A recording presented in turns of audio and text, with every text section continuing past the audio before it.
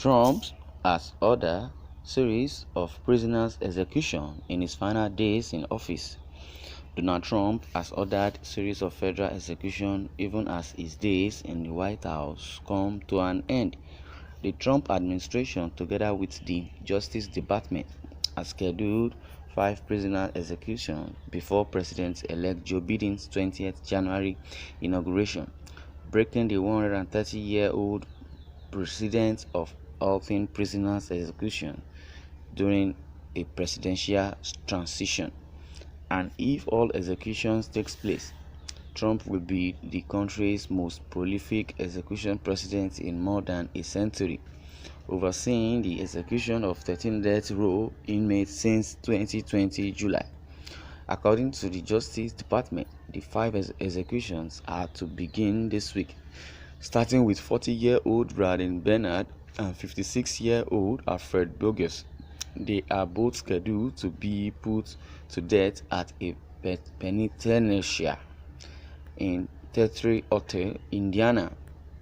The move by the Trump admin has been criticized by Democrats as worrying as it comes just weeks before Biden, who has said he will seek to end the death penalty, takes office. Trump-appointed Attorney General William Barr has said his Justice Department is simply upholding existing law. In July 2019, Barr announced the scheduled executions of 5 death row prisoners. Congress has expressly authorized the death penalty. The country's top legal official said in a statement at that time, "The Justice Department upholds the rule of law, and we owe it to the victims and their families to carry forward the sentence imposed by our justice." Earlier in December, the Justice Department released a memo detailing the crimes committed by the prisoners on death row. The selected inmates had been convicted of murdering or raping children and the elderly, Barr said. Since the federal death penalty was reinstated by the U.S. Supreme Court in 1988, federal executions in the U.S. rarely happened. Before Trump took office, only 3 federal executions had taken place since 1988, all carried out under Republican President George W. Bush. Since 2003, there have been no federal execution at all as multiple states in the U.S. frown at the policy.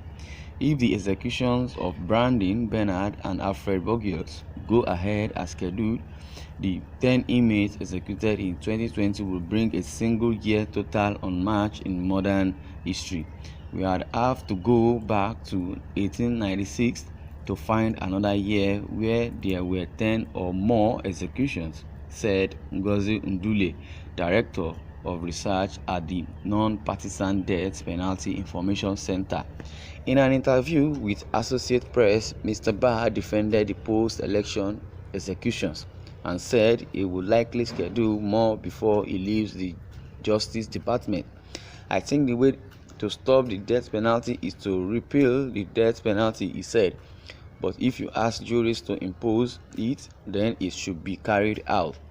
The inmate facing execution, Brandon Bernard, was convicted in the 1999 kidnapping and murder of 2 youth ministers, Todd and Tessie Bagley. He is scheduled for execution today, Thursday, 10 December. Alfred Bogus is on death row for torturing and beating his 2-year-old daughter to death.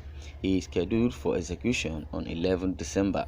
Lisa Montgomery strangled a pregnant woman in Missouri before cutting out and kidnapping the baby in 2004. She is scheduled for execution on 12 January 2021. She will be the first woman to face execution in the U.S. since 1953.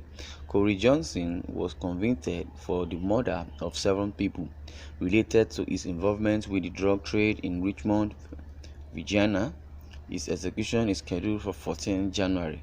Dustin John Hicks was convicted in the 1996 kidnapping and murder of 3 young women in the Washington, D.C. area. Hicks did not kill any of his victims. His co-defendant, Willis Haynes, did, after being instructed by Hicks. Hicks is scheduled for execution on 15th of January. Trump administration is coming to an end and he wants to quickly execute so many prisoners. He is trying to, protect his interest by executing all the prisoners in no time. You are listening to Independent TV 7. Kindly subscribe to our YouTube channel and don't forget to share this news so that others can be aware.